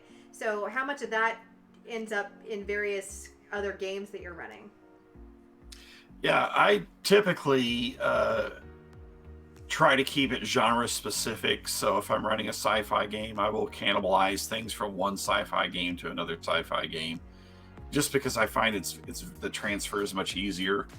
It's harder to take Dungeons and Dragons and work it specifically into Call of Cthulhu, but you kind of work within that realm of taking things. I've had adventures where we got started and the players lost interest, mostly because they were my children, and I made them a nice beef Wellington, and really all they wanted was ground chuck. That's what they really wanted, and so you kind of have to punt, but I've taken that information that I had for the game that I was trying to run for them, that had probably too much political intrigue for some 12-year-olds, and worked it into another game that I developed separately.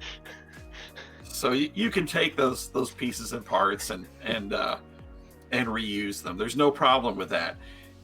Again, you're trying to create fun for other people, and if you've developed something, use it.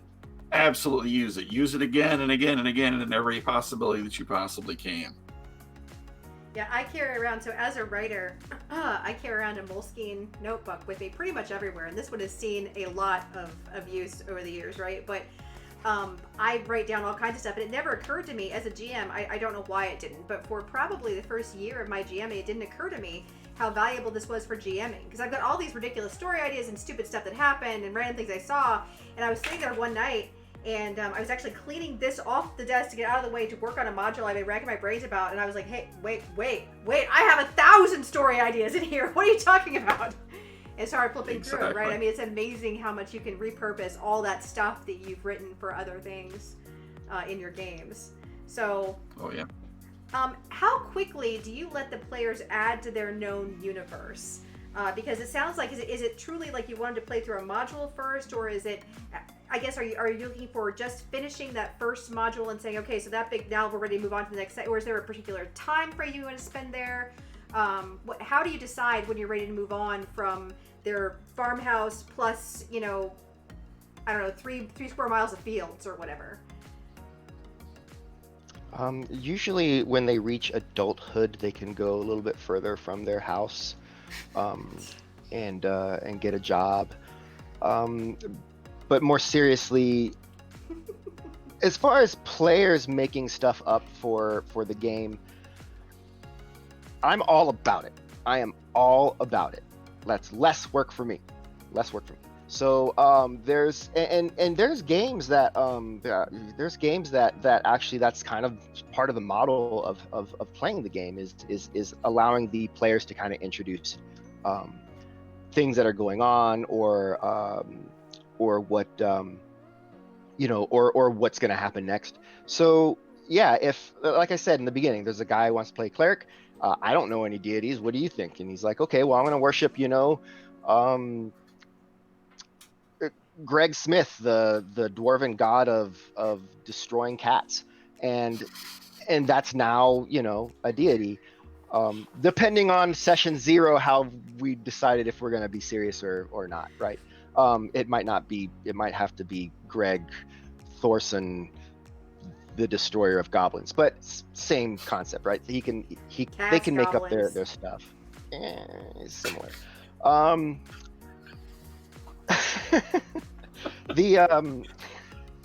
Sorry.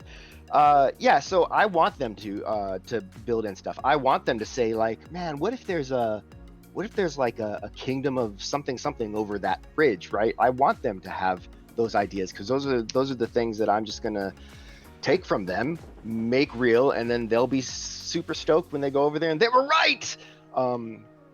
So yeah, as far as that goes, definitely want to do that. As far as when they're ready, when the story takes them, right? So if we're running a module and we get to complete the module, that's cool. If we're running a module and the characters are like, you know what, at the end of the day, we like cats and we like goblins, so sorry, villagers. I mean, it's part of the natural order. We're going to go over the ridge now where the evil kingdom is. And off they go. Yeah, just whatever naturally fits in the story. So I really like where you went with that on the involving players in this kind of, organic world building. So, Phillip, what do you think about bringing players in and letting them be part of that process? I second it. So generally, session 0 is when it starts, depending on what they decide. For instance, again, a lot of my background is D&D, so like what their background is, like if they're clan, smith or woodworker or whatever, like what do they do? Who's in charge of that? Who do you know?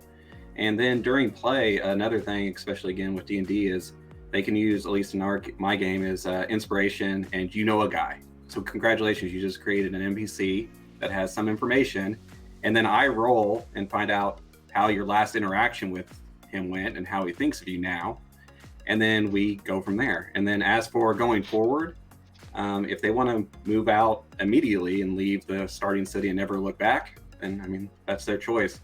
My thought process is it's my world up until we play, and now it's our world, and then whatever happens to it is what happens to it. Awesome. Okay, and Michael, what about you? Well, I think that session 0 is very important. It's absolutely critical to kind of help the character develop. The player needs to sit down with you as the game master and develop their character. You can come up with information and background things. They can tell you. I love character creation settings that actually give you options of good and bad things that your character can be involved with, so that for instance, Fading Suns basically has a setup where you get perks, and then you have to offset those with bad things that your character has. So you have blessings and curses, and you have to kind of balance those points out. So your character may start with a terrible secret.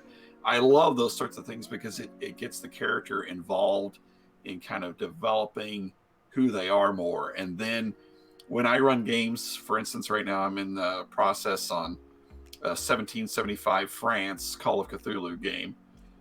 So you're about 15 years before the revolution, and the players literally, they have we're going to probably do 2 one-off sessions where the players literally play their character alone prior to game beginning, so that they actually get to know who their character is and what their character is before they sit down at the table with everyone else. I find that helps them kind of understand who they are, and allows them to add to the universe from the very beginning, so that their character has background and lovely baggage that they can drag into the game that you can literally beat them over the head with later on. And it's fun to watch the other players realize the other character flaws or the things that they've gone through. Or one character is going to begin the campaign. He's the surgeon, so he's the doctor for the game, but his hands are covered in burn scar tissue, and his hands shake terribly because of something that happened in session 0 in his one-off game. So it's going to be a lot of entertainment for the players to rely on this person who now has damaged nerve endings to perform delicate surgery upon them if they get injured. Oh, that's fantastic. Yeah, entertainment, good. So I feel like this adds a lot. Letting players be involved really works well with the organic nature of this kind of world building, right? Because if a player has a side quest he or she wants to do, you're not kind of beholden to this vision that you have. It helps remind you that no, this guy's got a thing he wants to do, so let's go let him explore his bizarre and till now unfounded hatred of cats, right? So we can let him just like, dude, you want to have the big showdown with the cat person or whatever, the catatar, is that a thing? A catar? It is now. A sen cat? I don't know, but that. So yeah, I think this really allows for a lot of that. We're kind of getting toward the end, so the last topic I want to introduce is, well, the second to last topic I want to introduce is, so let's fast forward a year from now. We've got all this great stuff that we've written, and I know that Michael and Danny, you both published adventures. I don't know if you have, Phillip, but so you've got all this stuff you've written, but it's all a combination. It's all sort of Frankenstein together with existing modules that you built in your world, and you want now to take this, because the campaign's been going for a year, everybody loves it, and you want to share it with other people. How do you manage that when what you've done is created a world that's based on all these modules and things like that are published and kind of intellectual property owned by other people? What is the next step then? How do you handle that, given that this is now your world is now a kind of a hodgepodge of other worlds. I guess the question is, are you monetizing or not, right? So if you're not monetizing, most publishers of role-playing games, as long as you're not directly stealing like the name, like I'm not going to have Waterdeep, which is Waterdeep in my world, and Wizards of the Coast is going to be okay with it, right? But if I just call it, River Shallows and stick it in there instead, and it's just pretty much got all the same stuff, just renamed stupidly, Wizards doesn't care. They just don't. No one's going to care. We're all in this industry, so to speak, to have fun and tell stories and to enable others to tell stories, right? And that's what we really want to do. And when people share that and grow the community, that's good for everybody, right? So if you're not monetizing, whatever. If you are monetizing, then you do have to kind of get into some considerations about what you're doing. And most of that has to do with naming conventions still, right? And then if you're changing it, it's got to be changed enough to where it's not recognizable. So Wizards does not own the word goblin. And they don't own what the idea of a goblin is. And Wizards has kind of come to this decision that like we can't control everything, and that's why they have their open source gaming license. And so they said, look, we're just going to roll with it. Here's all this stuff. You could just use it as is. Just don't put D&D on it so that they know it's not us presenting it. But other than that, have at it. And then from there, you can make your own derivative stuff. So an interesting note is like, so kobolds are in the SRD. You can make a kobold, but you cannot make a winged kobold, because that is not in the SRD. Winged kobold, as the stats of a winged kobold, that's proprietary to Wizards of the Coast.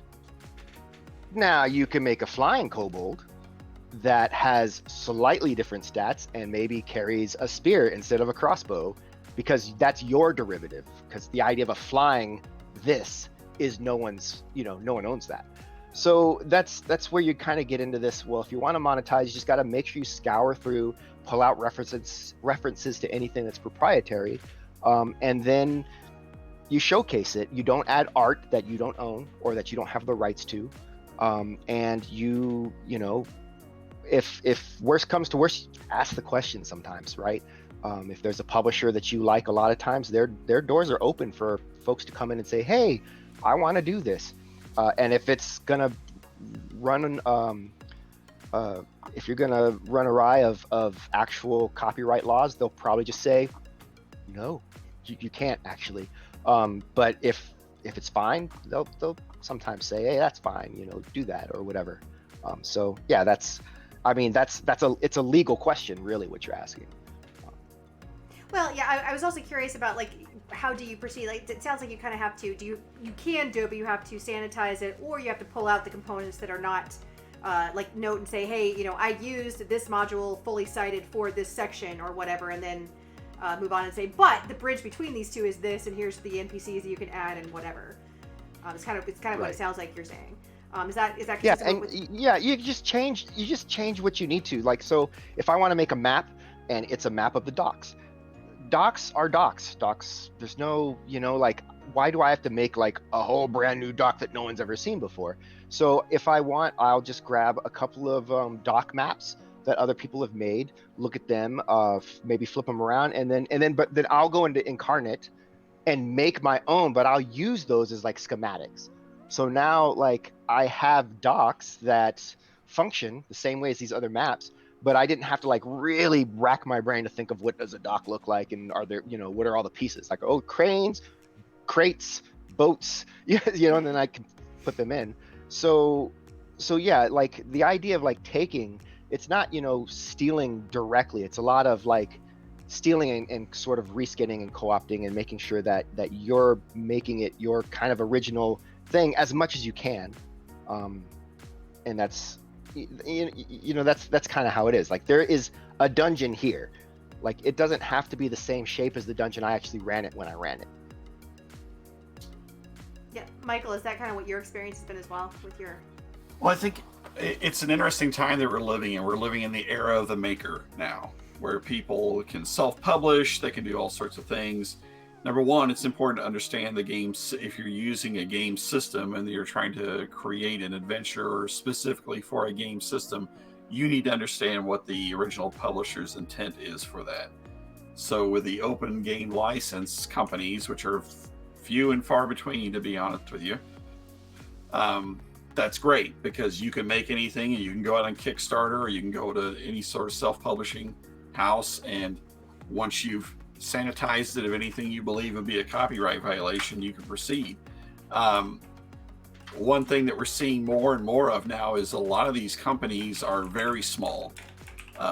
These publishing houses are actually pretty small, and if you go to them and you say, I've got an idea for an adventure, here's what I would like to propose, I've got this whole thing written out, can we talk about this, what does this mean, I'm interested in this, is this something that you guys would like to publish, and maybe I get a credit and a $10 gift certificate, I don't know. Literally these companies now are kind of hungry to get their product out there. It's really much more about promoting the product, and generally you're going to find that they're going to be kind of open to it more than they would have been 10 or 20 years ago, because the era of the maker has really kind of opened up a lot of opportunities, and self-publishing with Kickstarter is a great example of that. Oh yeah, definitely. Okay, so we are now at 8:51, so bottom of the hour, I guess. So let's go ahead and get started. I want to give everybody a chance to say what's the one thing you want people to take away from this about bottom up, ground up world building. We'll start with you, Phillip. The big thing with the world building, any type of world building, is don't be afraid to take things from other sources ad hoc and then combine them together and make it your own. There's a bunch of resources out there from lots of companies that publish lots of things that have great ideas. Use them. Oh, awesome. Okay, and what about you, Danny? What is your favorite or your single one great important piece of advice? Just remember the point of doing it this way is so that you don't get bogged down and overwhelmed by stuff. Like, that's the point, right? So just make sure that you're having fun with it, that it's so that you can relax, sort of build how you want to build and not worry too much about, like, oh, am I going to write myself in a corner? Is this going to bite me in the ass later? You can fix that. This is so you can get into a game. That's the real big thing. When Michael said it, 6 to 9 months he's writing before he's ready to run that story.